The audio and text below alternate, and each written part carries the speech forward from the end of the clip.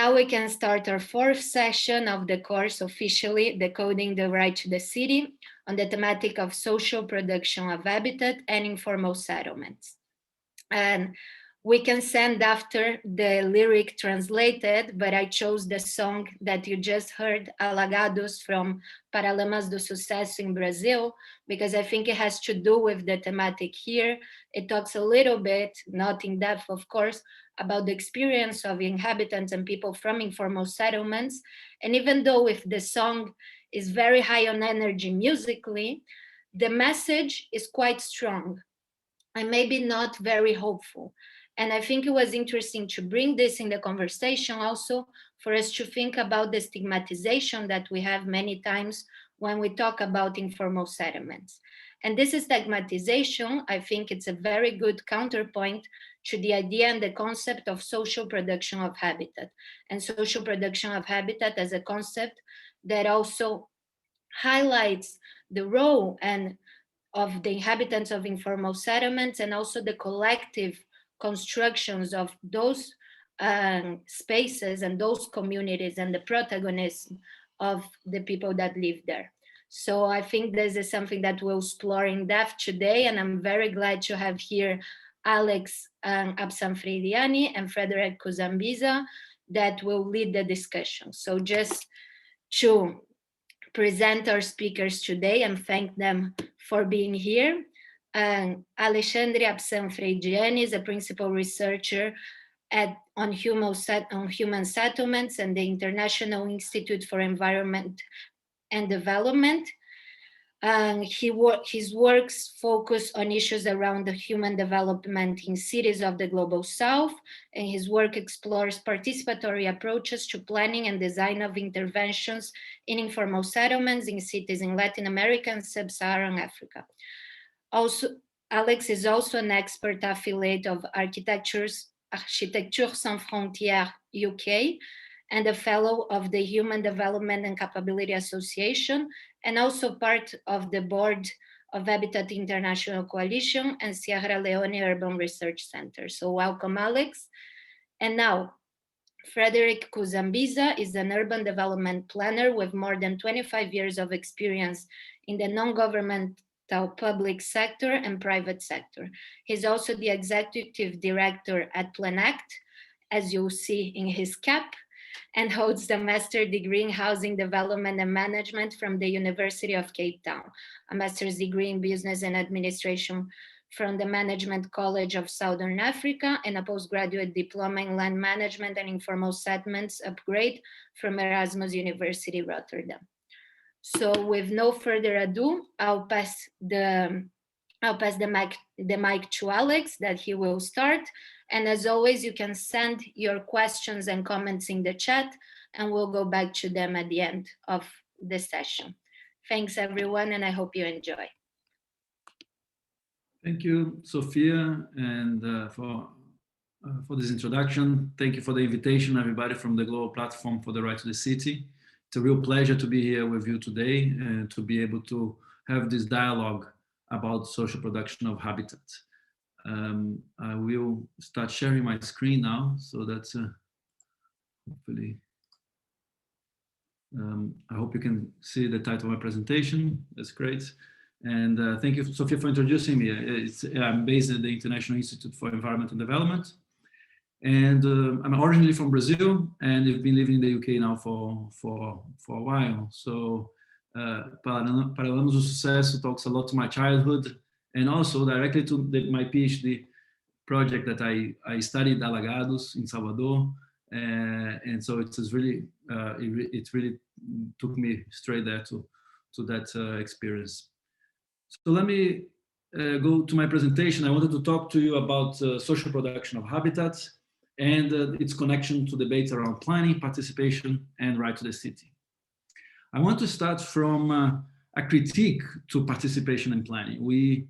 I think most of you here in this call, in this course, is here also because you're slightly unsettled with the way that we have been doing things so far, the way that we have introduced ideas, for example, of participation in planning in ways that hasn't been really transformative. It hasn't really led to the changes that we were hoping to see once we start engaging and engaging in a participatory way in the way to make cities. And there are some good reason. I mean, there's some reasoning behind in terms of why participation didn't lead to the kind of changes that we were hoping it would lead in our cities.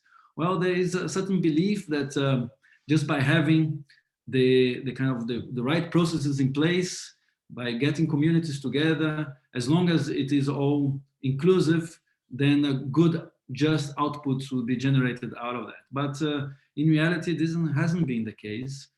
We have seen what it's been called the low-hanging fruits are being agreed on. So every time when we've seen a lot of participatory processes, people tend to agree on the things that are not so substantial, not so difficult to challenge. They agree on things related to maybe where we can put our tap, or maybe where we can, the ways to change particular specific issues, but not really addressing the more structural issues that are affecting inequalities and injustice in the city. So we've seen many limits in relation to that. So the responses that come out of a participatory process sometimes tend to be quite superficial and talking and addressing the manifestation of some of the problems and not the root causes of them. Many participatory processes haven't been able to really deal with power inequalities, with the asymmetries of power. We have seen so many cases being documented in how the louder voices are heard in participatory processes, and then the more other voices, marginalized voices, are left behind. So there is a really important challenge here. How do we make participatory processes more inclusive and recognize different experiences? And also important is that every time we hear there is an experience of participation, the way that it often deals with social diversity is very problematic. Even we talk about the politics of presence. Maybe they have a participatory process, and we need to have young people, people with disabilities, women involved, and that way of what we call essentializing social diversity for being part of a participatory process doesn't really translate in dealing with the real issues related to race, to patriarchy, into racism in the city. So we really haven't been able to challenge those issues. And a lot of the debate coming from participation, what we call participation in planning, have emerged from the perspective of planning processes set up by local governments, for example, and inviting people, inviting communities to take place on predefined spaces of deliberation. And that hasn't really worked. And we see this quotation by Miraftab, I think, reflects really well. I think, and maybe afterwards when you can see the presentation, we can go through in more detail, that led to a certain technocratic approach to participation that takes away the politics, neutralizes the possibilities of change that participation was supposed to bring about. So as a response of that, well, people decided to engage, to participate in the city on their own terms. And the places where we've seen the fastest growth in terms of the growth of cities, population growth, as well as spatial growth, has been on what is so-called the informal settlements, the informal sector of the cities.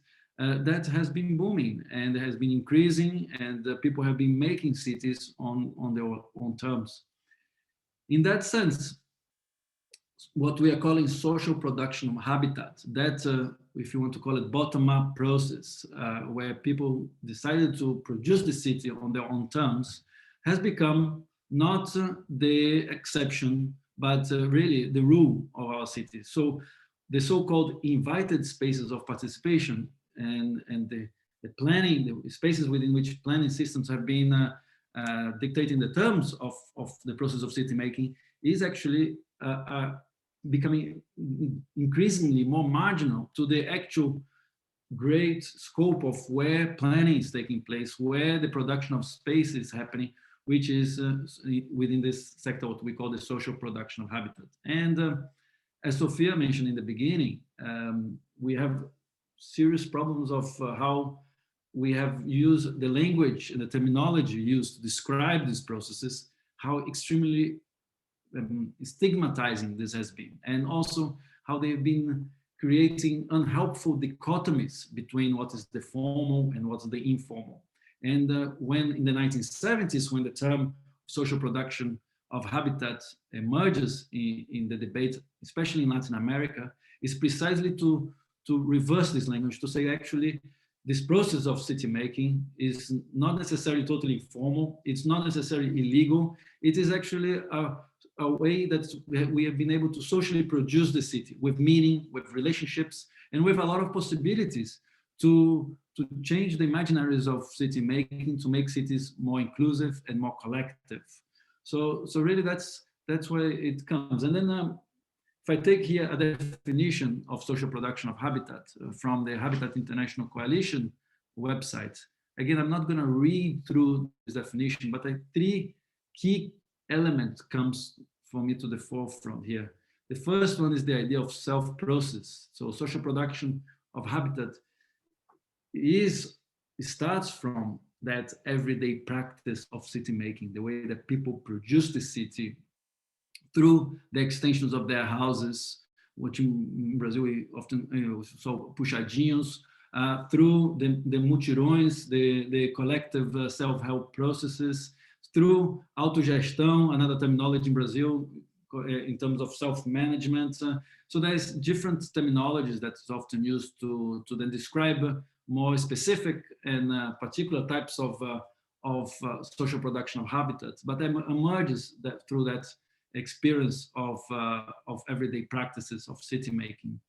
And then it also refers to the joint ventures. So that's when then social production of habitat also incorporates different approaches to partnerships that evolve through cooperative systems, through other forms of even managing land and community land trusts, for example. Those are different types of joint ventures. I mean, the difference here from, let's say, other ways of thinking about partnerships is that this is very much taken from the perspective of community ownership and community leadership in this process. So there is a strong collective-led perspective here.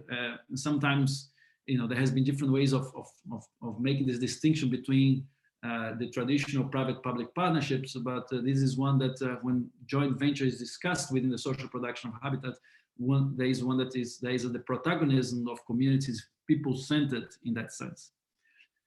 And the third dimension that I think is very important to social production of habitat is this relationship with human dignity, with rights, with some what called normative vision of change. And here is where the connection of the right to the city becomes apparent, and it's very important that there is a means through which social production of habitat offers to expand a certain set of rights. It is actualized rights, so it is a means to create rights through everyday practices, because through social production of habitat, one gets access to water, to sanitation, to shelter, but it also a means through which you can unlock other types of rights. I mean, I put here some other links. There's a whole issue of the Trialogue journal. It's a very interesting journal, just talking about social production of habitat as a terminology, also highlighting some of the issues around, for example, the issues around habitat or housing. And it's very interesting here that the title of the session is social production of habitat and informal settlement, but I guess the concept of habitat here is used to go beyond housing, beyond shelter, to engage with water, sanitation, and also to break away. The habitat here is also used to talk not only about cities or the urban manifestation as we understand. So here is also, I think there's a possibility here where the concept of habitat traditionally comes to break away that centrality of the urban when discussing habitat. But anyway, this is an ongoing conversations. So what social production of habitat offers us as a way to engage with that initial discussions and limitations of planning is that it really recenters planning and city making in a different place. It takes away the centrality of city making processes from the established and dominant institutions and puts it directly on the hands of people. It really democratizes the idea, the imaginary of city making. And social production of habitat has been a fundamental instrument to do that, to make that articulation, taking away city making instruments, methodologies, conceptualizations from dominant state and private sector actors, and say, no, what is actually the production of space, the production of cities is happening within the social production of habitat. And it creates a whole lexicon and a whole means through which we can talk about that process, which involves, as I was mentioning, everyday practices, emancipatory partnerships, as well as an advancement of the right to the city, some ideas around rights and commitments, policies, etc. And this, importantly, social production of a habitat has been not only part of the agenda and slogans of social movements and also those involved in trying to make that into policy commitment, it has also been part of the new urban agenda. So it's important to recognize that since the 70s, many years of struggles to try to introduce this agenda in the multilateral agencies, this has now, it found a place within maybe the new urban agenda. We might not be totally convinced about it, but it has been able to incorporate elements around the right to the city, and the social production of habitat is there. And when the new urban agenda states we commit ourselves to support social production of habitat, they are talking about governments. The new urban agenda is mostly national governments. I think there has been a critique that it hasn't emphasized explicitly enough the role of local and regional governments, as well as civil society groups operating in the local context, their role in advancing the new urban agenda. But nevertheless, there is that acknowledgement of the social production of habitats, which is important now to hold governments to account and saying, if you have signed to the new urban agenda, how are you supporting the promotion of the social production of habitat? How do you see social production of habitat as a form of affordable, sustainable housing, as it has been outlined in paragraph 46? And what are you doing to really advance this in practice and in ways that you can help this to advance? Now, I don't think social production of habitat is a perfect concept. I think there are challenges and tensions inside that concept. And I wanted to share here with you because I think we need to be aware of them if we're going to be operating through it. I think there is a tension here. Is social production of habitat a concept or political slogan? So what I mean here is that if it is a concept, is it robust enough? Does it tells us about the particularities of how it connects to different experiences, different places, how it manifests in different geographies? Is it able to talk to those different realities and also to those different claims? We see still social production of habitat being mostly a Latin American slogan. Now it is now being taken forward, and Fred, it's going to be great to hear from Fred how he sees this concept of social production of habitat resonating with the experiences in South Africa. I know that in Angola as well, this has been one that has become meaningful. But if you go to Asia, for example, it's not necessarily a concept that I've heard or that has traction, for example. But I think we need to start exploring why is that the case. Does it mean it's something to do with how it is conceived, or is it in terms of how people also the terminology used to explain the different experiences that might be different. So I think there is a lot to be discussed there. What is the issue here in terms of the use of social production of habitat as an explanatory tool to engage with different forms of spatial production in different geographies? Secondly, does it flattens or does it deepens the debate about participation and planning?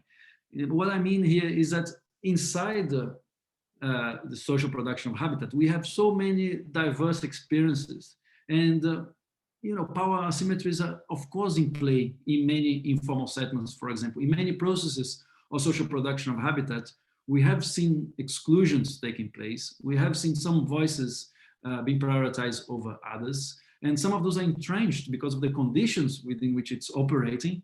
So how to engage critically with those? And I think we could do much more to make social production of habitat much more, let's say, gender robust, or much more to deal with, to be more anti-racist. I think there's to be also more ecological. So there's so many ways that I think we need to really expand on this notion and think through them to expand these issues. And finally, which is the topic that I wanted to talk to you more explicitly, is around issues around knowledge. Whose knowledge counts in process of social production of habitat? And it's not, there is a recognition of different types of knowledge and expertise, popular knowledge, expert knowledge from the built environment professionals, as well as the residents that produce the space. But how do we engage with the interaction between those different forms of expertise? And that's not an easy task for those that have been involved in trying to bring together built environment practitioners, people that is involved in the everyday making of cities, how to bring together and to make that 2 + 2 = 5 and not equal 4, or how to make knowledge co-production really become bigger than the sum of its parts. And I think that's a real challenge, and I don't think we have yet had a very specific conversation about that. In the bottom of that, for me, is the discussion about methodologies. And that what I wanted to bring to you is a reflection about a particular methodology, which I think has been useful to bring social production of habitat to practice. And many different people involved in the global platform for the right to the city actually have been involved in different methodologies to do that. And I see this opportunity of this program, for example, for us to share those methodologies and really compare and be able to learn from that. So I'm not here advocating for the methodology of advancing the social production of habitat in practice. It's not about that, but I think we collectively need to talk more explicitly about different methodologies, the strengths of different methodologies, some of the limitations, and how can we make methodologies more robust to address some of those tensions within social production of habitats, and so that we can make that a reality on the ground. So I'll be talking to you about here my experience with a network of built environment professionals that is called Architecture Sans Frontières UK. I mean, it's a chapter of ASF International. And I've been a volunteer, an expert affiliate. I've been engaging with ASF for a while. ASF is a learning organization.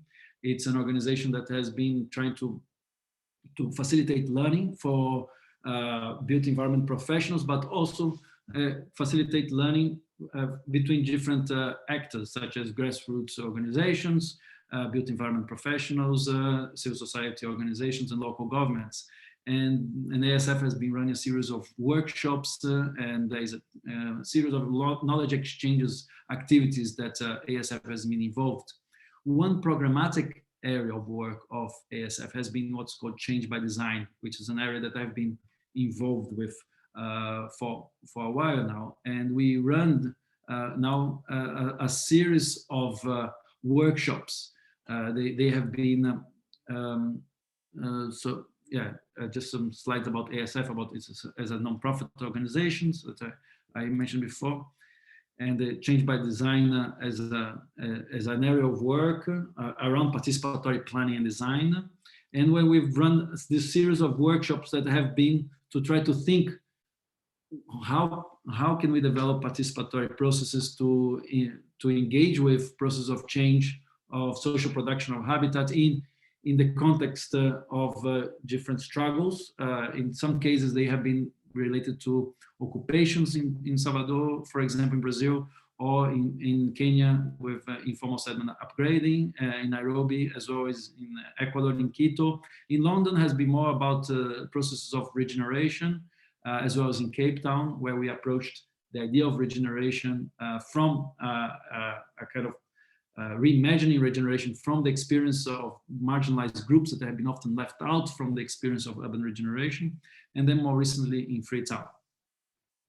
So what I wanted to actually talk to you is about this methodology that we have, that have evolved through the engagement conversations with those different experiences in those different places, the organizations and the social movements in those different places, and it has really co-evolved in this sense. So it's a methodology that have particular stages and components, and I'm going to talk a little bit about those components and stages here, just to describe to you how we approached this particular methodology of participatory planning and design. So the stages, I mean, we really we thought about a process that is focused on these 4 stages around diagnosis, dreaming, developing, and defining. And then there was different what we call components related to different scales of engagement: the dwelling scale, the community scale, and the city scale. And understanding this process of participatory planning from the scalar perspective really allow us to facilitate a process to really redefine what is the home, what is the dwelling, the system of settings beyond the narrow idea of shelter and the 4 walls and a roof, the community in terms of the community relationships and infrastructure that are at the community scale, and then also the relationship of the city, which is one that is rarely part of a participatory informal settlement upgrading process, for example, that is often bounded by the remits of that informal settlement. But we felt that was not enough. We needed to engage with a process of imagining and developing concrete options for the city scale, as well as the instruments through which this participatory process would take place. So here's just an illustration of the kind of instruments and tools that we have been using in such processes. Very much, very easy to be appropriated, facilitate kind of spatial literacy in so many different ways through the use of cardboards, drawings, maps, models, which is something that I think many of us involved in participatory processes are used to. It's not something new in terms of the instruments themselves. And the stages for us, it was very important to start with a process of diagnosis, where we are this kind of deep dive on the realities of the experiences of places and how people make and shape spaces.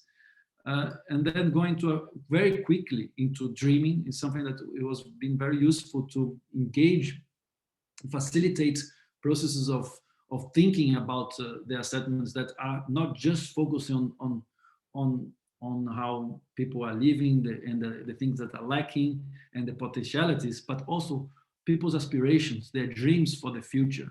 And we found that is so important also as a way to recognize difference, but at the same time build alliances for alternative ways of thinking of the changes that people would like to see in their reality.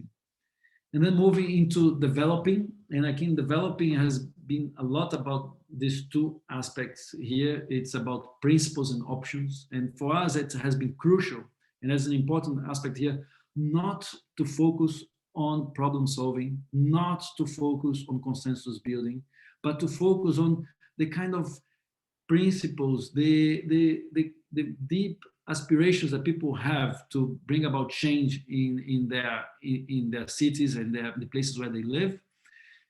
Thinking about how those principles connect to policy commitments from the local, national, and multilateral agencies. And from those principles, start opening up the diverse options, the portfolio of options and the possibilities through which change can take place in the segments, in the places where they live.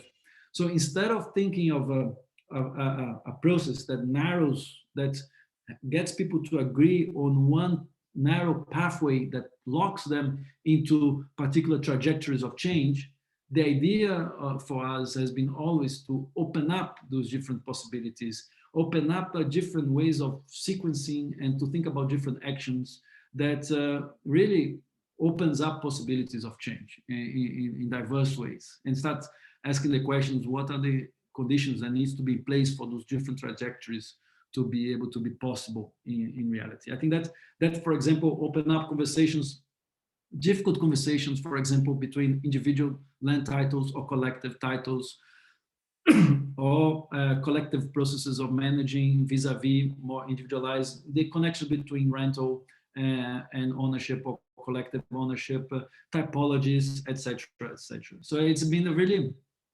instead of focusing on having to get an agreement, but really thinking about opening up those different possibilities has been crucial. So this is again another illustration from one of the workshops that we conducted, and again where we talk about the principles here and how the principles have emerged out through the process of diagnosis and the multi-scalar diagnosis and dreaming, and how that's then used to have to through an exercise that we call the portfolio of options exercise, where all those different ways through which one could improve a particular space in the city, then how that can be discussed collectively and how different arrangements could come about. And we've done in some places multiple exercises like that that has generated different scenarios around how, or if you want to call different pathways through which change could happen in a particular informal settlements, had been very useful to advance conversations in this respect. This is an example of a set of principles that have emerged from the exercise in Quito, or actually in Los Pinos, which is it was a settlement in the outskirts of Quito, in the municipality of Mejía. And again, there is a documentation of that process, very interesting process. And then this is a picture from the portfolio of options exercise that we did in Cape Town when talking about inner city regeneration with Development Action Group, a kind of sister organization to Plan Act, but based in Cape Town. And then there's the defining stages that for us is about really thinking about what is out of this process that is useful to advance collective action. What is the outputs through which collective action can be advanced in some way? And they can take different forms and shapes.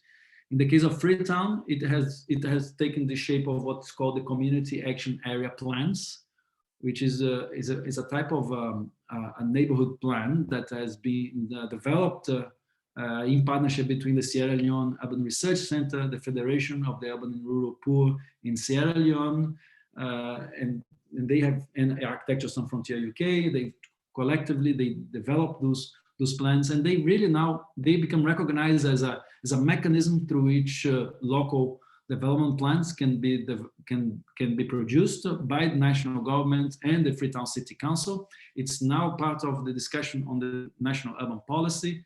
So it really now, make other community groups in other informal. We did this in 2 settlements, and other settlements now are setting up community learning kind of platforms to enable this process to take place. So it really started to have a legs of not on its own rights, and really changed the type of conversation that I think was happening between the residents of informal settlements and the local authorities in ways that recognize that processes of production, the everyday processes of city making that is taking place in Freetown, and opens up the possibility to move beyond a conversation of relocation at all costs, but really how can we have in situ upgrading in ways that recognize these possibilities and potentials of place.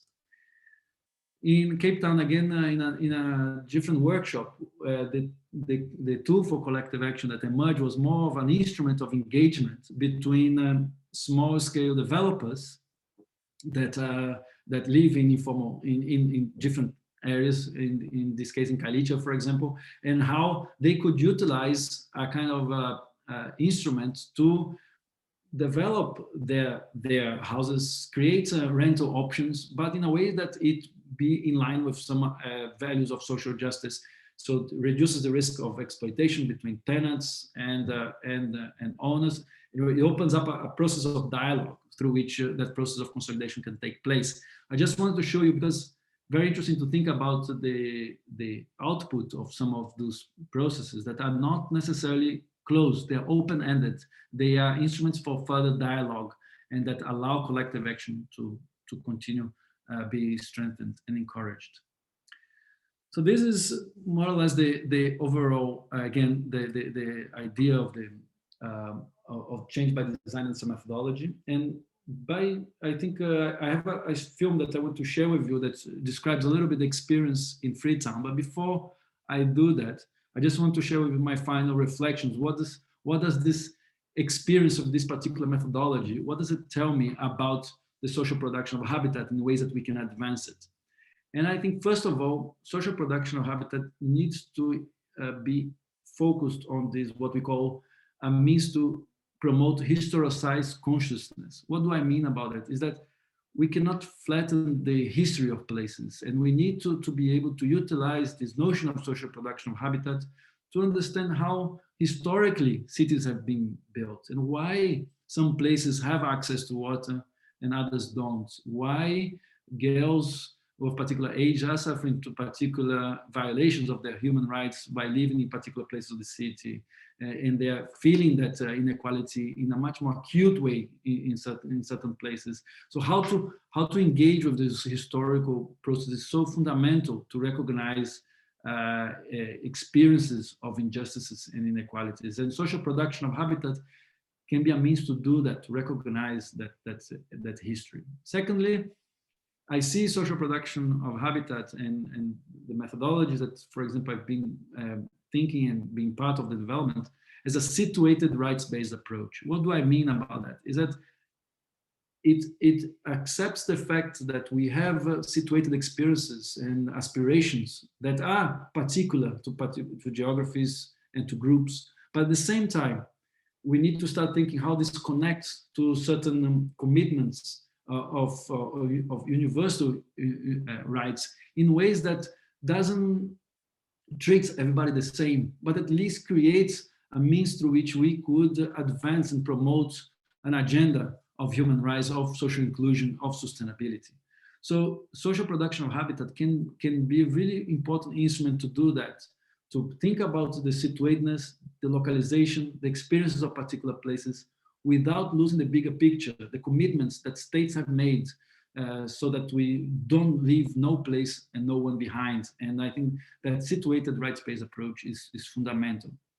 Social production of habitat, most of those that have been involved with this terminology from the early years of 1970s, is about public learning. So we cannot close process. We cannot think of them as a self-sustaining processes that is supposed to be delivering an output, a design, a plan, but we need to treat them as a place of learning, of sharing experiences, of learning from each other and learning about past, present, and future of the city.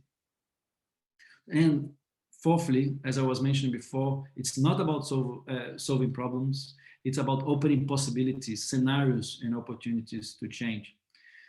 And finally, I think what social production of habitat can really help us to do is in a moment that we are all feeling the intense stresses and experiences of climate change, of a world pandemic, of intensification of inequalities, we need to go back to those everyday experiences that really opens up a hope, aspiration, and a possibility of imagining alternative futures. And we need to hold on to that because we cannot afford to become hopeless in particular moments of crisis as the one that we're living right now.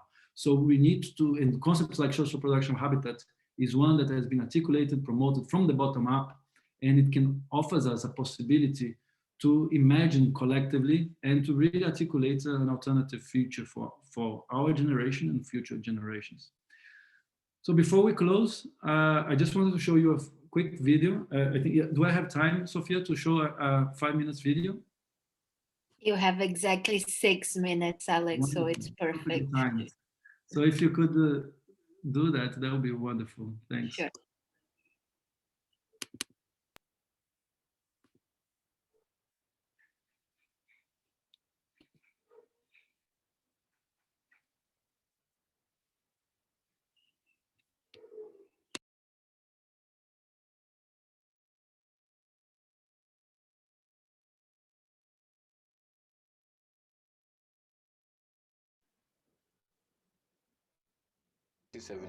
Staff from architecture.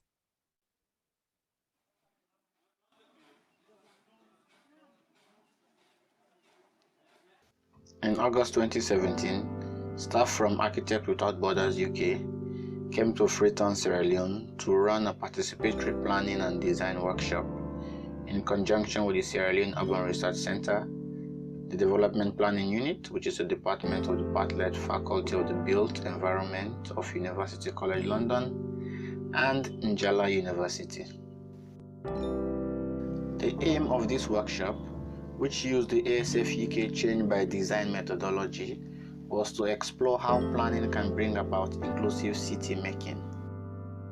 Workshop attendees were split into 3 groups, each aiming to understand planning at a different scale: home, neighborhood, and city. Morning preparation sessions were held at the SLUC office before traveling to Kokurbe, an informal settlement in the city and the workshop's area of focus. The week was split into 4 stages: diagnosing, dreaming, developing, and defining. The diagnosing stage was aimed at understanding the current situation in Kokurbe, focusing on the problems that residents experience, as well as the potential and opportunities for change. Working in the SLUC office allowed the teams to familiarize themselves with maps of Kokurbe and decide on 4 categories of neighborhood features to be mapped: economic, social, environmental, and physical. After traveling to the site and meeting the residents for the first time, the work began. For some participants, this involved walking around Kokurbe in small groups, getting to know the area, and mapping out specific features and visiting residents' homes. Others focused on working with maps of the city. The dreaming stage was an opportunity for the community to think about changes they would most like to see in their homes, neighborhood, and city. The 2 areas in Kokurbe with the highest concentration of points of interest from the previous day's mapping exercise were selected to be the focus points going forward, with groups instructed to think about what should happen in these selected spaces. This was undertaken in order to reveal aspirations and hopes for improvement in the area, and how inclusive urban development might better respond to the needs of local residents. At the end of the session, members from each group shared their collective dreams for the 2 sites. So this other side, now outside we want to make a bridge there because school day around there. So if bridge there, the kids will be well protected. And not only and not only any kind of bridge or wooden bridge, no one done there. The developing stage was concerned with assessing and improving a number of potential planning and design options before deciding on the best course of action. Multiple options were needed, as there are many different routes to achieving aspirations and dreams. After morning preparations in the office, the team traveled to Kokurbe for the final time. This day saw the teams working in their groups at different scales, taking the outputs from the previous day's dreaming session and assessing stakeholders, timeframes, cost, and potential beneficiaries.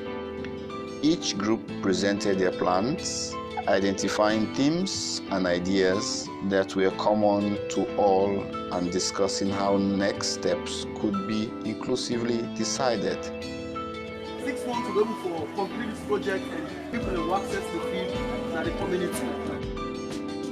The final day was devoted to the defining stage. This initially saw groups have their final meetings as they defined 5 points that were required for a more inclusive Freetown at their specific scale. Participants from the different groups then worked together to consolidate their findings from across the 3 scales. Members from each scale explain what they have been working on to other groups and then identified common themes and discussed priorities for action, revealing the challenges and opportunities for implementing future action.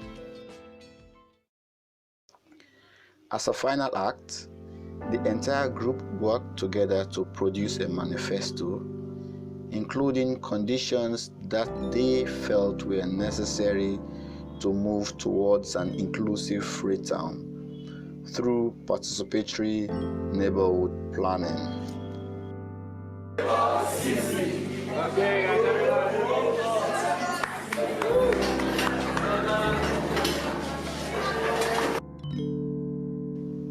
The staff of SLUC, ASF-UK, the DPU, and Njala University wants to thank everyone who took part in this workshop, especially the residents of Kokube, who wholeheartedly welcomed us into their community.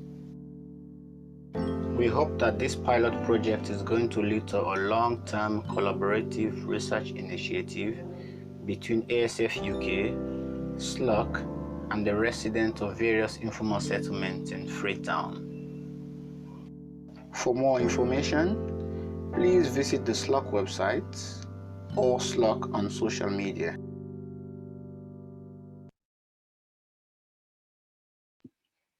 Thank you, Alex, for the presentation and for the video as well. I don't know if you have any final remarks or comments. Thank you very much. Thanks for the questions in the chat. I will try to continue engaging with it. And yeah, looking forward to Fred's contribution.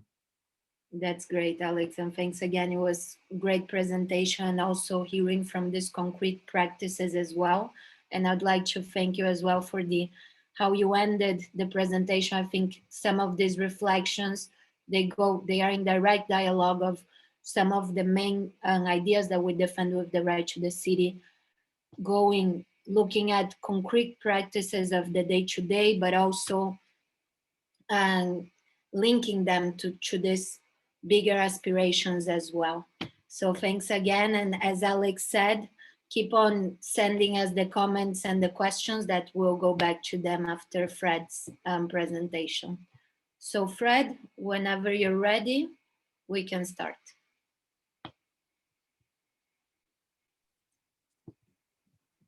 Right, okay.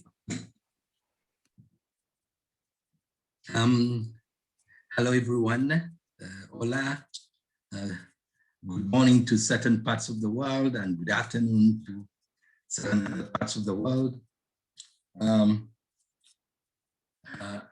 thank the opportunity to be presenting today and be sharing the knowledge and the intelligence that we've experienced from this part of the world.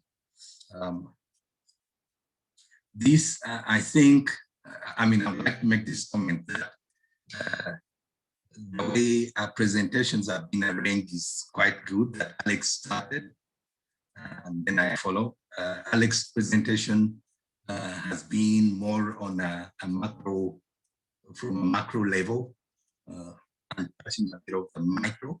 And my presentation is going to be, or tutorial is going to be more on a micro, flowing on the macro level, which Alex has been presenting on.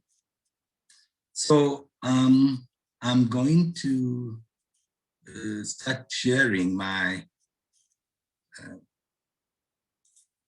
presentation.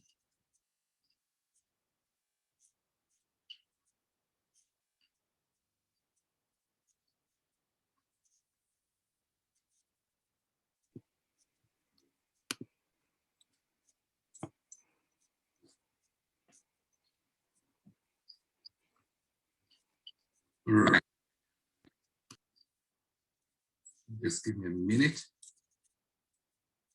Right. I'm going to be looking from what now I want to link what Alex has said to my presentation from all the aspects that Alex has talked about. I'm going to take this to a project plan that has been involved in, been doing on the ground. specifically, and actually it's still working on, so that we try and see what social production of habitat and informal settlement means to residents.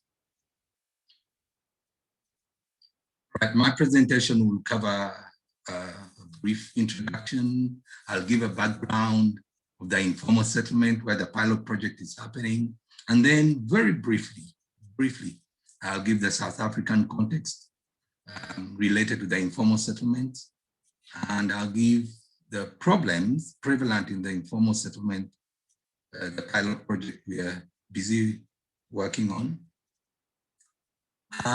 Then provide or give the options and opportunities to the informal settlements, and then go into the initiative that we've done with this informal settlement and processes that have been undertaken from this initiative, and then conclude my presentation.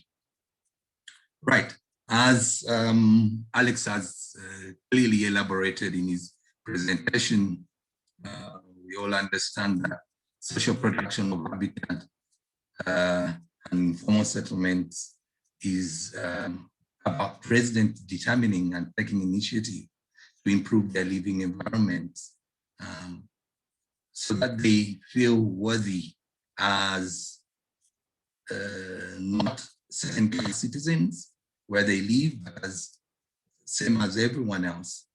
And the reason why this usually happens is due to the failure of government authorities not fulfilling their responsibilities regarding holding the human rights at an international level and constitutional rights at a national level.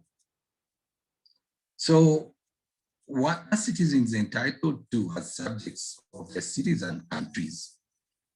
That's what the question, that is the question that comes up. And I think that is one of the things that triggers residents in these informal settlements to take action.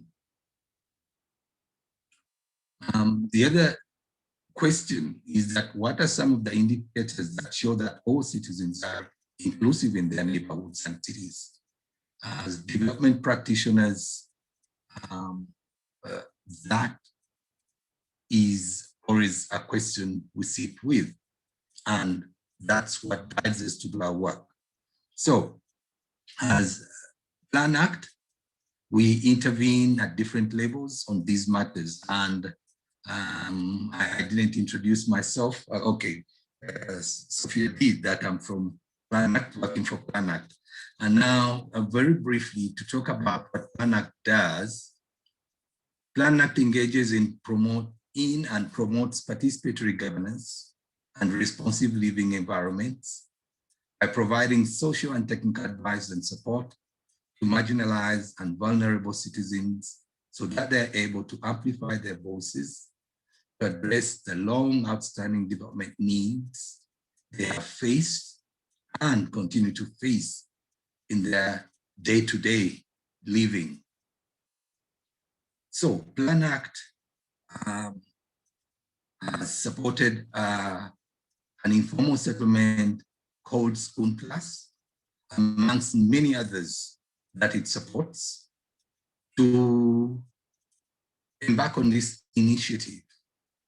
And the initiative that was decided by the residents to try that they exert pressure on government to include their informal settlements into the entire neighborhood was to start with naming streets within the informal settlement, the small streets that they have. That way, it was felt that it would be a very good strategy to bring them into the fold of the entire neighborhood, or into the neighborhoods that are considered whenever development is happening within the municipality, which we are going to be looking at. Now, let me talk about give a very brief background of the area, that settlement. The informal settlement is called Schoon Plus, and it has approximately 5,000 households. It's in Springs. Springs is one of the suburban areas in Johannesburg. And this area falls within one of the two municipalities metropolitan municipalities in Johannesburg, and it's called Ekurhuleni Metropolitan Municipality. And this is found in the Johannesburg area, because depending where you are, there is the city of Johannesburg, there is the city of Victoria, but within Johannesburg, there are two metros. And about 3 or 4 local municipalities. Continuing with the background of the project, the informal settlement has been in existence for more than 40 years. And one of the residents, whom we quote here, says that she has lived in the Schoon Plus, in this informal settlement for over 30 years. And it is obtained that since that time, they have not been recognized by the municipality, despite having occupied the land before South Africa got independence in 1994. So she's lived there for over 30 years. Yeah. So according to the various researched information amongst development practitioners, academics, and South African government departments, South Africa has close to about 3,000 informal settlements that are home to over an estimated 1.2 million vulnerable households. And Schoon Plus makes one of these informal settlements. So that is the brief South African context I want to share with you around informal settlements. And one of the instruments, among many others, that the South African Department of Human Settlements, that's the department of the ministry that's in charge with ensuring that all South Africans live in adequate, safe neighborhoods, has in place to tackle such horrible situations like the one we're going to look at. It has to tackle such horrible situations that emanate from the apartheid planning. And the instrument it uses is the upgrading of informal settlements program. That's one of them. There are a number of them,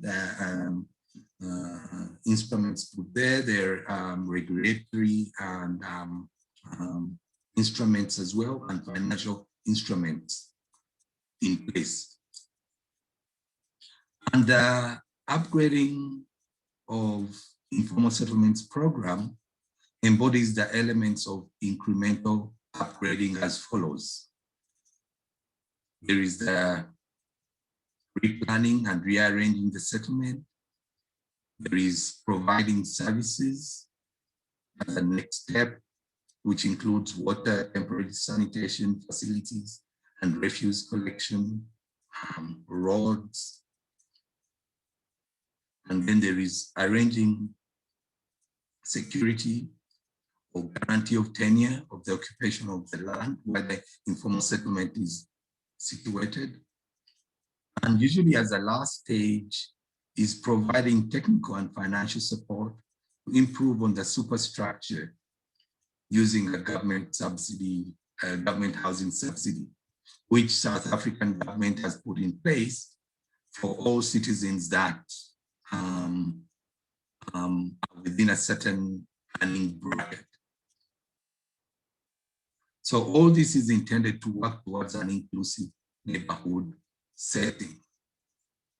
Now, the problem at hand within the settlement, Schoon Plus is one of the many informal settlements that is stuck in this horrible situation which we are going to see, and has not had any development to improve the settlement. It's not included in the Ekurhuleni Metro citywide plans. The negative implication from this occurrence to the community residents is that is accessing basic municipal services, is having security, health, education, and economic opportunities, and social amenities in their settlement. One of the main factors where all these aspects emanate is not having functioning and clearly marked road network with names and addresses within the informal settlement, because the Ekurhuleni Metro has not planned this for the settlement. As I said, the settlement is not included in the citywide planning of the metro. Still continuing with this problem in the settlement, there's specifically a lack of clearly marked road network, which deprives the residents of the following services. Police cannot react promptly or access the settlement because there are no clear roads, no street names, no street addresses to track anyone who lives in Schoonplaats. Ambulances cannot reach the community on time because there are no clear roads, street names, and addresses, as I've just said. 2 weeks ago, there was an elderly lady who passed away while waiting for an ambulance to go and pick her from her home, take her to hospital. The ambulance couldn't find the formal settlement, and when they found it, they couldn't even locate where she was. So unfortunately, she passed away. School learners say cannot register in school without an address, and alternatively have to use their respective municipal ward councillor to endorse that they live in that settlement. And this is not always easy. So residents from Schoonplaats find it extremely difficult to open a bank account because a physical address is a must to have before a bank account can be opened up. So all these add up onto the problems they're facing. These are the day-to-day things we go through as citizens of any place. And if you can't get your day-to-day things working properly, you find yourself living a miserable life. So broadly, there are three options available to Schoonplaats community. One is to continue raising their plight in various ways with the municipal authorities to recognize their settlement. Mind you, this is what they've been doing. So they can continue doing that, but they don't know up to when. Secondly, is either to engage in protests to the municipality. And this is a very common occurrence in South Africa. And these protests are usually violent protests, whereby communities have had enough of it, and they resort to creating havoc to anything and everything they come across, and in turn doing detrimental to themselves because they fall on the wrong side of the law. And thirdly is to engage municipality in a structured advocacy way, usually with external support. And that kind of relates to what Alex was saying, that communities get together, structure themselves, and then they take, with support, they take the matters in their hand, but this time in a structured way. They can initiate certain processes and move away from just complaining. So continuing with available opportunities, Scone Plus community requires to secure tenure for the land where they live as the end goal. And one of the components of Plan Act's project themes that works towards promoting responsive living environments looks at supporting communities living in informal settlements, and especially by embarking on an initiative around street naming, as using this as an avenue to secure tenure. Streets have been seen as a tool for urban transformation in informal settlement of slum areas. That's what we've recognized. I suppose most development practitioners will agree to this, and academics, and the rest are the sectors of society. So Plan Act's impression is that these streets are clearly, if these streets are clearly marked out and have names and the street addresses, it will be a step towards formalizing the illegal establishments so that residents can work towards acquiring security of tenure, and therefore their shacks or houses will be safe. We, as Plan Act, feel that if everything else has failed in getting processes moving quickly, we can embark on something that might bring about change within the processes in the municipalities. And also, we've seen that streets can be a tool for urban transformation in informal settlements and slum areas. So, I'm sorry, that is.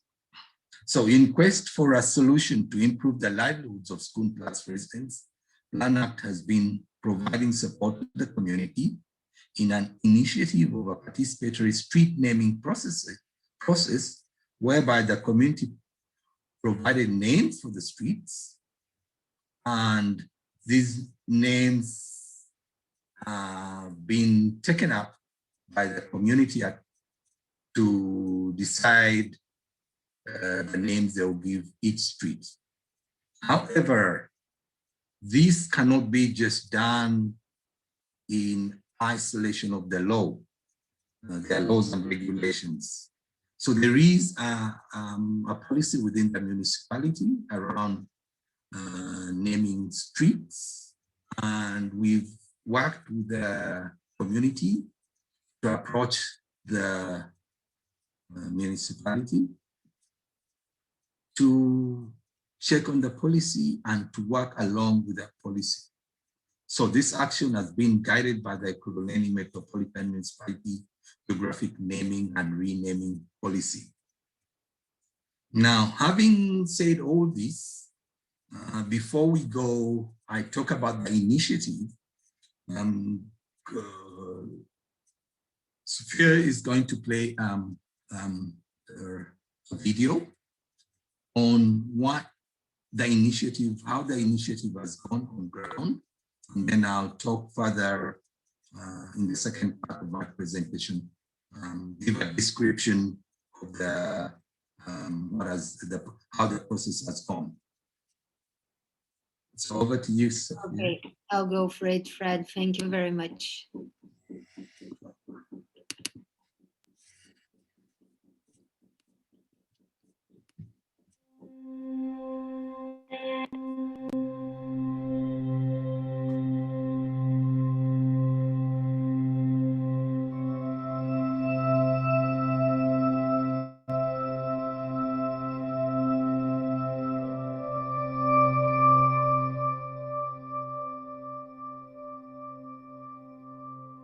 It's about restoring dignity to people who live in informal settlements.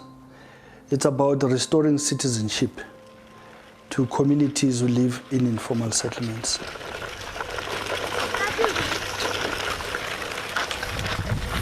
Uphile endaweni engana-address kona kunzima kakhulu ngoba nje na uyobhalisa lapha mhlambe uyobhalisa into oyibhalisa mhlambe khona into oyithatha kwa uyasibhedlela uyabafuna address ngithi mabakubuza ukuthi istrati yini awunaso awusazi ngiyayibhalela mina igama le-address mhlambe ngithi Angel Street then ngiyachubeka ngiyabhala cause ngiyafana ngizojikisa esikolweni namaphepha wami angingabhala igama lestrati nakhona igama lestrati elingekho.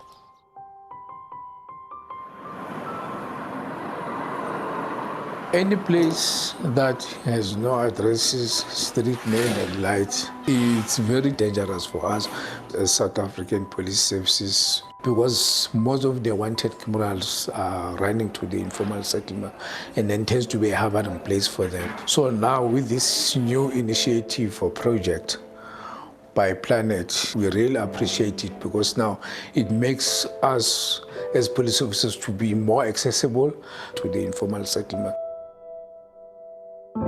You cannot have a situation where during the elections, the voting material finds its way in informal settlements, and then later on say those informal settlements are illegal. It's contradictory. Eskom Plus is an informal settlement.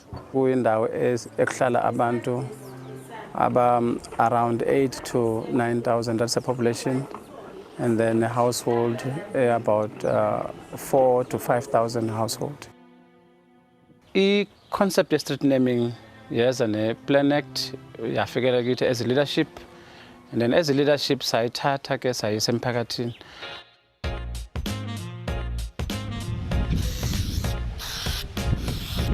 The next step was to create a map of the area. So we had to do transit walk, to walk about the settlement, draw.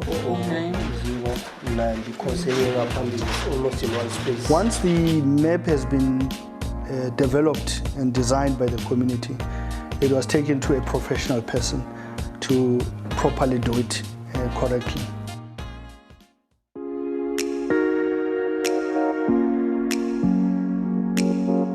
We looked at the outline of the settlement and we started with the smallest sections of the settlement.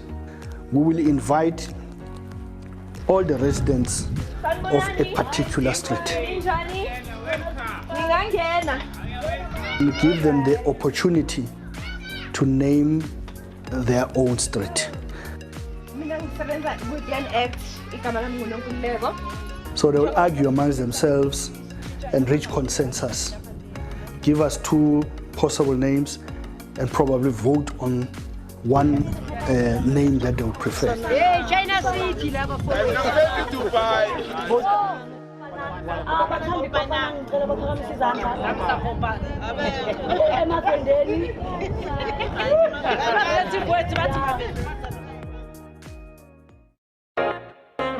Namhlanje ngikwazi ukuthi umgaqo yami ngijabulile ngoba la ngihlala khona kuyabonakalisa ukuthi kuyathuthuka kancane kancane siyabonga. So sesizokwazi ukuthi noma ngibiza ambulance ngithi estradini esithize endaweni kanje yabo kube nendawo kube ne direction.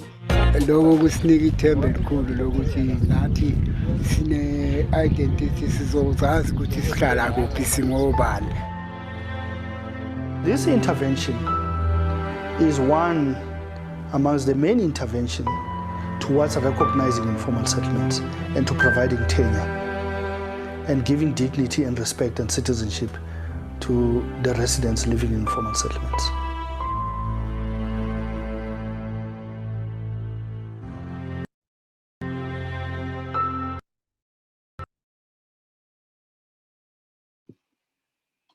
Fred, should I jump to the next one? Or do you want to make some comments? And thanks a lot for the video.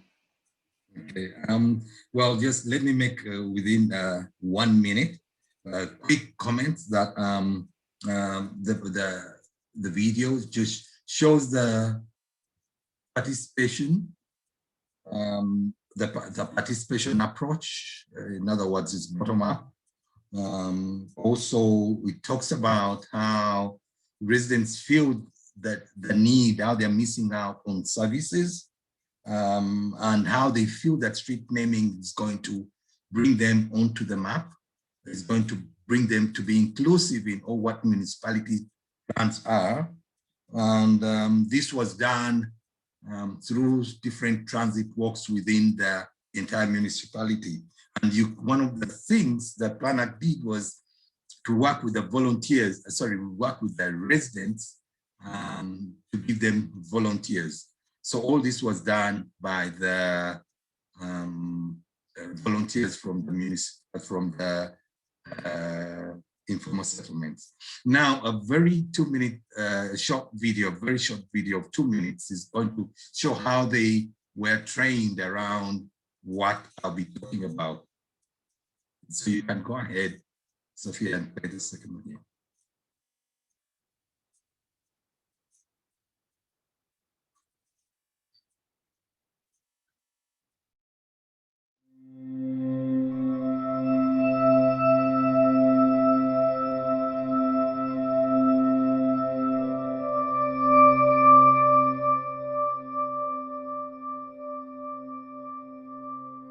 It's about restoring dignity to people who live in informal settlements.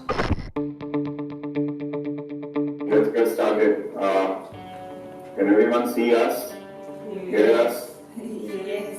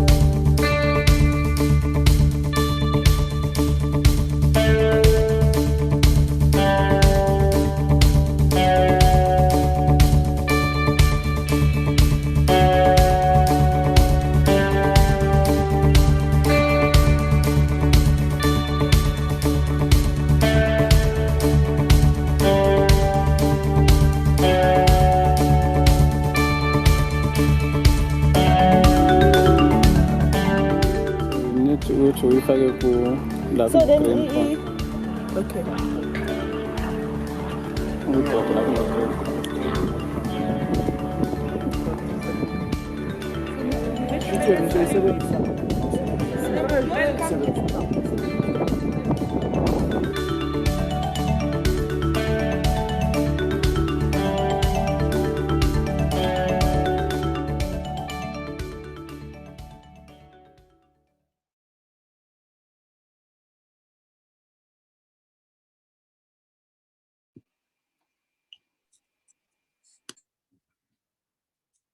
Right, okay.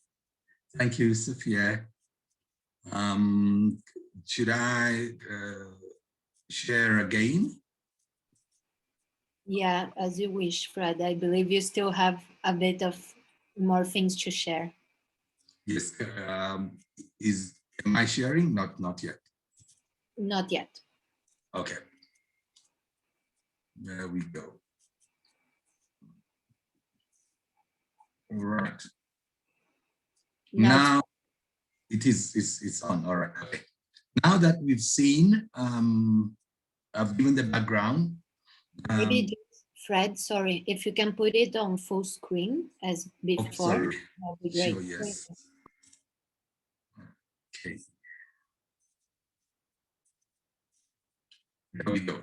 Right. Okay. We've seen the videos. Now, what we are I'm going to talk about the initiative in a little bit more detail. PlanAct signed a collaborative agreement with Grupo as a technology provider. Grupo licensed the addressing method to communities to help put plus codes addresses on buildings. Plus codes is an open source and anyone can use it for free. And plus codes maps technology. So in other words, plus codes maps technology enables to digitally name the streets in School Plus informal settlement. So we've been supported by Google in this incident by helping us to link to plus codes, which is a technology to give street addresses. So, and according to Google, plus codes are like street addresses for people or places that do not have street addresses formally yet. So instead of addresses with street names and numbers, plus codes are used based on latitude and longitude and displayed as numbers and letters. So with the plus code, people can receive deliveries, access emergency and social services, get police services, and can help one another to find them. So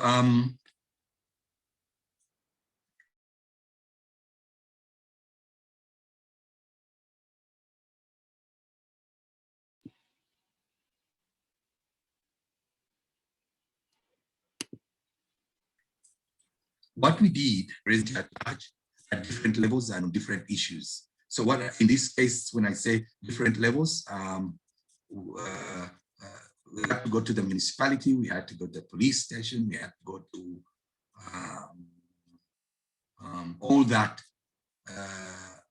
We had to go to work with councillors, we had to work with councillors are the political component from the metro. I'm sure in most parts of the world there is the bureaucracy and the political components. So we had to get communities to representatives to work with us, going to the different levels that are involved in this. And then we also had to get the communities to work on different issues. So split them on different, to work on different issues. Organizing, engaging with the outside, the municipal officials, the police, and so forth. Residents also have been and continue to be, have shown enthusiasm, and they are keen in this project, and they're always attending public meetings to plan, to allocate responsibilities, and to engage with municipal authorities, as I just mentioned, because within, you always have dynamics within communities. So everything has to be done properly, fairly, and in a participatory way. So selected residents were taken on having training sessions, and we've had several training sessions to be able to use plus codes. Yeah. Also, as I've just said, residents have been engaging with the Ekurhuleni Metro on policy regarding street naming. This is a long process. However, the municipality has allowed Plan Act to continue with the process, street naming, so that we can start using the plus codes. By the way, this is still underway. Nothing has been concluded yet. We just started, we just completed the trainings about last month, trainings of the volunteers. What we've done also is that LANAC has organized a train the trainer program for residents and staff members so that they can pass on the knowledge.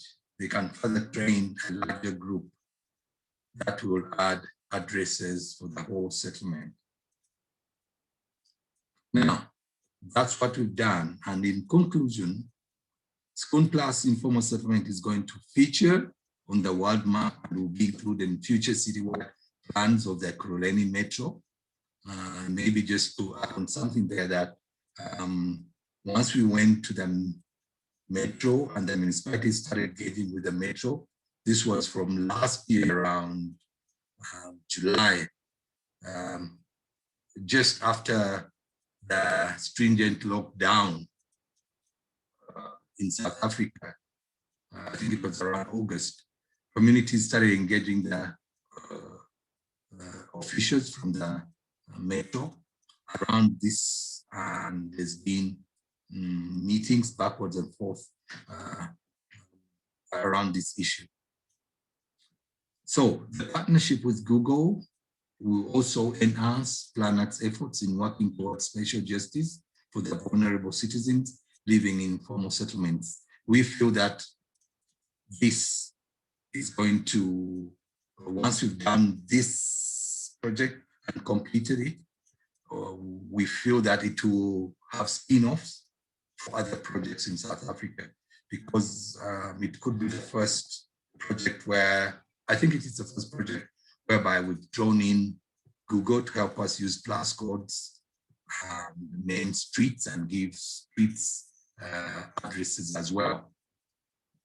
So what we will do is that as PlanAct, we'll continue to advocate to government authorities to recognize and upgrade informal settlements this way, which will be, we feel that it will make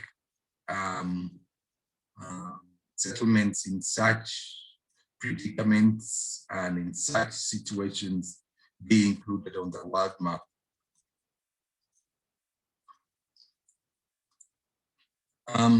The next point is that policy, we as PlanAct feel that policy is designed to accommodate formalities within set economies. The policy usually done around in the world, in most countries, they don't design policy around informality, whereas informality is a big part of society at large, contributes to economy, contributes to where people reside. So we feel that it's high time that if informality is seen from one part of the world to another part of the world, it means it's a phenomenon going on, and informality has been around for decades.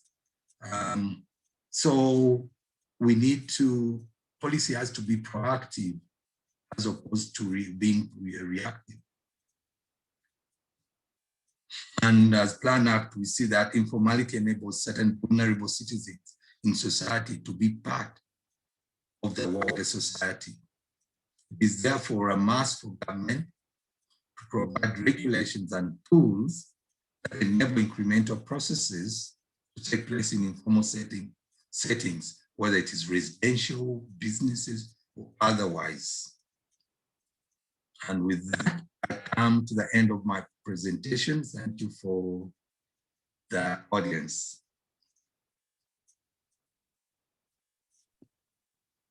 Thank you very much, Fred. Thank you for sharing the concrete experiences and bigger reflections. And I think it's a very good dialogue between the general framework presented by Alex and some of the experiences that you shared right now. And in the chat, there's been lots of movement with comments and questions. And now we still have a little bit less than half an hour. And I think it would be great if we can chat a little bit around the questions in the chat. So just to say, one thing that is very interesting in terms of general comments is that people from different parts of the world are also reacting on how some of these issues and dynamics play out in their communities as well. So for example, the reflection around and the importance around street naming has been also talked about from the Latin American perspective and in other parts of the world as well. And there were some comments on the first presentation on Alex that Alex has been already answering in the chat, but I still think it's worth it to talk, because I don't know if everyone has been able to follow the chat, but maybe we can address some of them, and also you can jump in, Fred, as well. So maybe what I would do is to group some of them. So I would group some reflections that come from Fernanda Jarawa and also Annelise, and from Brenda. And basically, well, Fernanda, she's going to the direction of criticizing a little bit and tensioning the idea of participation and asking how can we break a dichotomy of this vertical power relation between Western designers that produce proposals and the community that is limited to sharing their opinion and choosing between the alternatives offered by designers. So basically at the end, she's asking, how can we build a long-term strategy to empower communities to keep building by themselves? And this goes, can be complemented by Annelise's questions, and also, but how can we take some of these practices, the community practices, and also help them feeding directly into building public policies with a dialogue between public authorities and communities through technical assistances. And finally, for this first part, also Brenda, she's saying that she's also pointing out the highly political dimension of social production of habitat, and how beyond participatory planning, the experience, she's talking about Freetown, but I think we can expand this as well, can address the contentious issue of land tenure security and just access to basic services. So maybe we can do a first round on those, and then we can do a second one with some more that are coming up. Is that okay, Fred and Alex? Yes, that's fine. That's okay. You want me to kick off with some reflections from that, Sophia? Is that? As you wish, maybe, so Fred can take a little break as well. So I think the point around the what was termed as Western knowledge, and then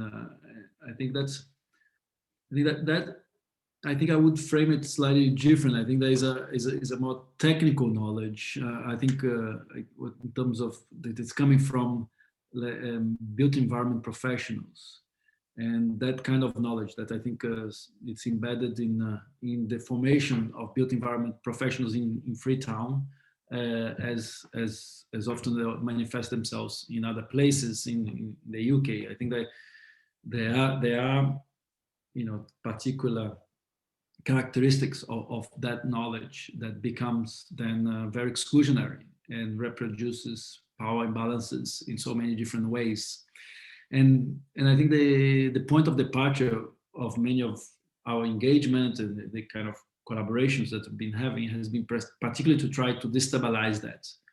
But to be 100% honest with you, this is still an issue that we continue having to reflect and to think about, because we can see that to be able to achieve particular targets that sometimes is defined by the process themselves, by community residents themselves, particular expertise comes into play that alienate some voices. I give you an example. In the case of Freetown, for example, there was a very important, there was a lot of emphasis around maybe the more the spatiality, the representation spatially in using GIS mapping and trying to think about, for example, this particular set of design instruments and tools, because it was understood that by doing that, it would legitimate, it was going to create better conditions for communities to utilize those outputs to advocate for their security of tenure. So related to Brenda's point as well.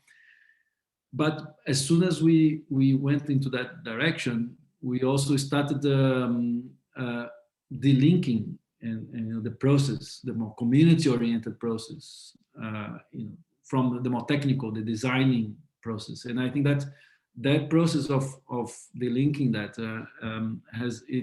we need to treat it with a lot of care, because suddenly the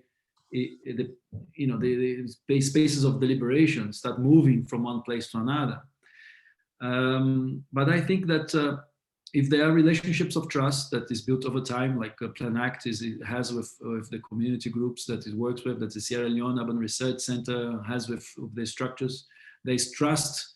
Then there is ways to do that, that you build on each other's expertise. But I guess the main point here is to think about the purpose of that initiative. What is it for? In another engagement we had in Freetown, and that the colleagues from the Architecture Sans Frontiers UK were part of, that I didn't engage in that particular one, but that they engaged into another kind of community process. The output of that was a jingle, was not a plan, was a development of that could be shared in the local radio stations. And that technology was totally owned and appropriated by the community structures. And in that sense, it disrupted many power relations that existed in that more, let's say, planning instruments that was described before. But because the point of that engagement was around social mobilization, it was around using communication instruments to advance advocacy campaigns and etc. So I think the point for me is not to be so strict around saying, well, we don't need expert knowledge, but I think it's to be strategic and to have an open and conversation in ways that then collective action, social movements, communities can draw on particular expertise to advance particular strategic interests. So I think that connects also with the question around the tenure security, because through the process of community, at least the community action airplanes we've been in Freetown, one of the main outcomes that came from that was as I was describing in the chat, is the change of minds and hearts, to bring on board officials from the Freetown City Council and to demonstrate to them that those localities are not just illegal places, they are not just places that is where poverty, marginalization that's taking place. It's actually places where innovation, people are making solutions, and that there are ways and there are mechanisms to work with those initiatives, those structures that builds those possibilities, the potentialities of places. And I think that's why the public learning element becomes very important. And by changing mindsets, tenure security beyond titling, it's not about titling, it's about a deeper sense of security that emerge beyond the distribution of titles, which has to do with relationships that are more, that is sustained, that is based on recognition and democratic values. So I think that sense has been a very eye-opening experience. We talk about changing minds, minds and hearts in an easy, when make presentations like that, it sounds very superfluous, but when you are deep involved in those places, you start understanding the importance to change people's mindsets and hearts, and how that is so fundamental to liberate so many different possibilities of change. Thanks a lot, Alex. And Fred, before I pass over to you, I would add another question that is very specific to the experience that you shared, a good provocation, also in the limits of involving and engaging with a company like Google in providing information and a service that usually should be provided by public authorities, and what are the tensions in that, and what can we learn as well? Okay, all right. Okay. Good, thank you.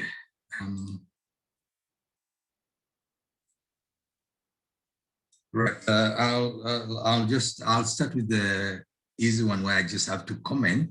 There was one where I said that street naming is seen in other parts of the world. Yes, that's true. And you said even in Latin America, it is being considered now. So what we did, I mean, it's very good to hear, but what we did in addition to that also try and give addresses to just enhance. But it's good to hear that it is also considered elsewhere. Yeah, about the political dynamics on participation, yeah. Definitely, as human beings, we are the most difficult beings in the world to work together. So whether it is that communities that are all going through the same things, when you go there and you're talking about things or issues, how to solve issues, there will always be dynamics. So what we have, and is one of the things we do as Planet, is to learn conflict resolution. Because when they start fighting within themselves, they fail to attain their goal. So participation is not easy even within. Yeah. It is good, but as Alex in his presentation said, politics of participation, definitely. It's just like political parties, yeah. Even political parties fight within themselves. So yeah, it's not easy, it's just expected. Then there is the, I don't know whether I'll pronounce this name correctly. Is it Filza? Yeah, she put up in the chat the dichotomy between formal and informality, referring to these settlements as informal. Yeah, it is one thing we would like to change if we can, but everything I suppose is done gradually. Of course, when you refer to a settlement as informality, immediately it comes with negative connotations. Say if you're going to government officials or anywhere, the first thing is they become apprehensive when you're talking to them about this. So we would love that to be changed. One thing we're working on, and we already started, is that in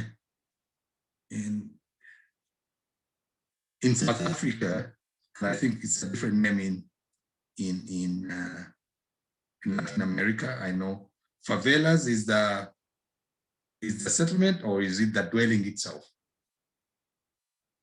So in South Africa, we refer to the houses in the informal settlement, in the slums, as shacks. But we've said we've moved away from that. It's also a negative, brings negative connotation. It's not actually a shack to these households who live there.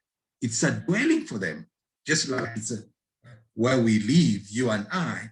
Ours is a dwelling, we don't call it a shack, it's a house. So we've also moved away from that, saying that this is their house, their dwelling, which is waiting to be improved on. So I agree with what Fields said about that, the negative connotation. We think about it, and we are trying to change it in our conversation, in our discussions with all the quarters.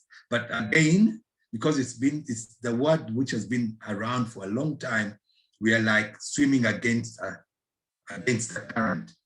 But I'm sure once it starts, it will go slowly by changing that, because every little bit that we have to do around formalizing or improving neighborhoods is going to contribute, or it contributes quite a lot to changing the look of the cities or the neighborhoods that we're working on.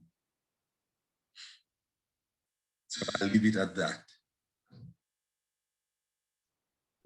Thanks, Fred. And exactly, it was this question that I was going to open in the second round to make a last conclusion also about the importance and the tensions also of representation and naming.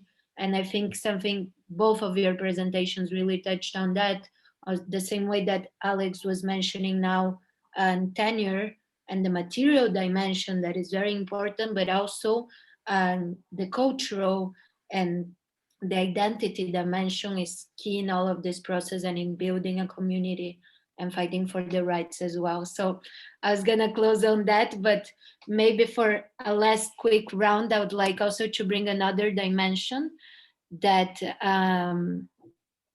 one second.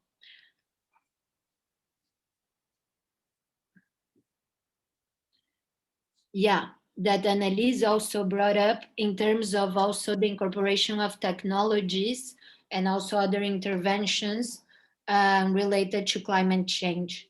So also if you have experiences on reflections also on how the idea of social production of habitat and these participatory practices, they can also be adapted in terms of adapting to climate change and their impacts. And I know that within the platform and organizations of the platform, we have very concrete experiences in that as well that can be shared. And finally, also there has been a bit of discussion from Luz Amparo Sanchez, but also from Ramon Moncada in terms of advocacy from communities. And so Ramon is asking directly to you, Fred, what is the level of organization coordination of SCUM plus people to carry out an effective public advocacy and lobbying with the municipality of Johannesburg? But also what Luz Amparo is asking is, again, in the terms of dealing with experts and other people, also how a strategic advocacy, an advocacy strategy can be built, or if it should do independently by communities, also thinking about more advocacy. And Alex, also if you want to jump in this reflection about naming, but I think your presentation touched on that. And that would be a last final short round. And thank you both. Okay. So, yeah, Fred, if you want to start. Go ahead, yeah. If I understood that questions around advocacy, how communities do their advocacy, is that what was asked? Yeah, with the municipality of Johannesburg.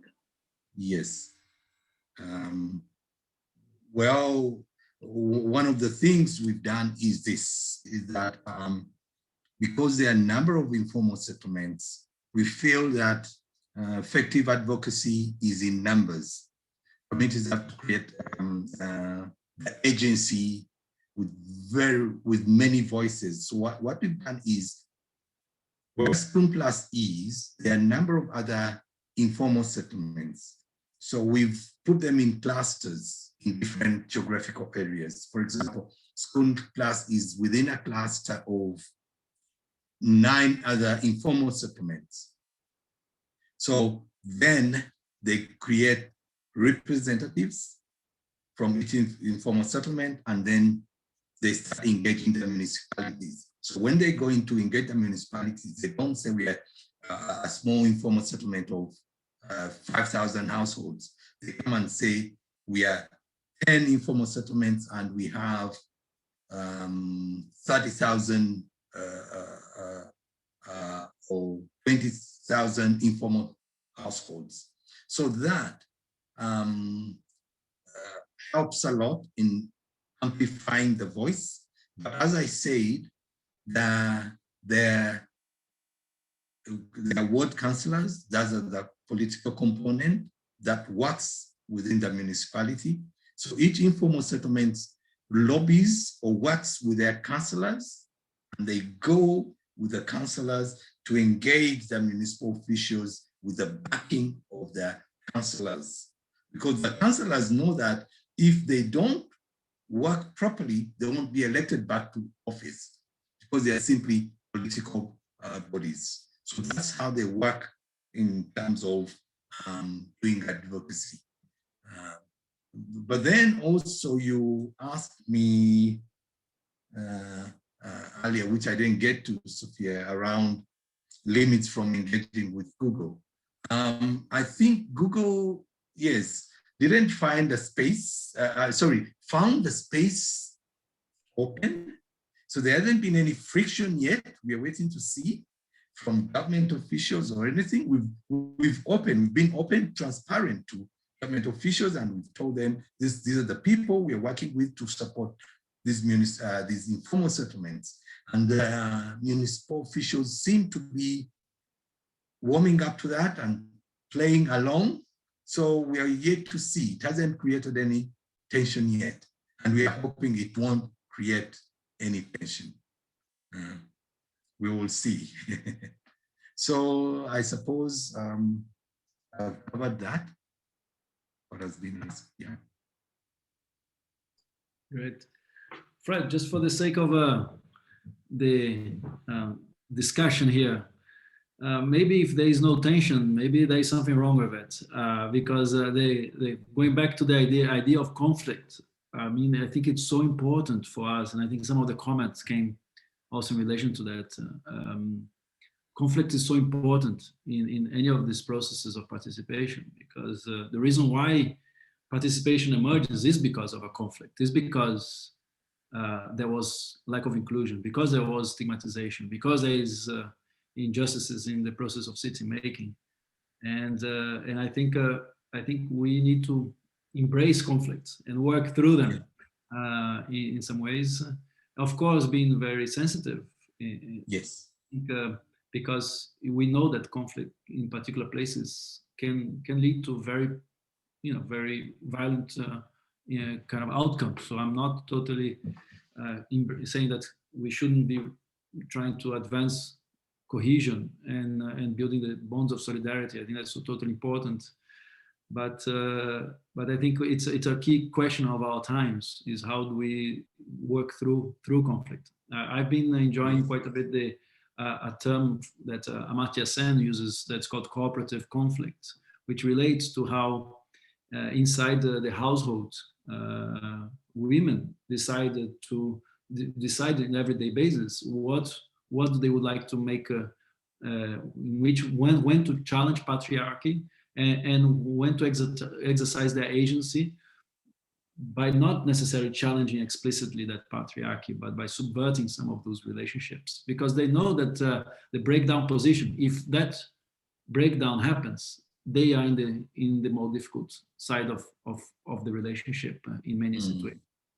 So in the same way, we can think about that if communities are in the breakdown position with governments, they are the ones evicted. They are in many places in the loose end. So how to manage that the acts of cooperation and acts of conflict in dialogue with dominant structures, and how to use participatory planning processes as a space to allow those conflicts and cooperations to emerge. I think it's very important for us engaging in this process and thinking about it. And similarly, just to connect now back to the issue of climate change, I think that similarly to conflict, if we don't talk about it, similar to gender, if we don't talk about it, it doesn't come to the equation. And I think it's super important that climate change is part of conversations.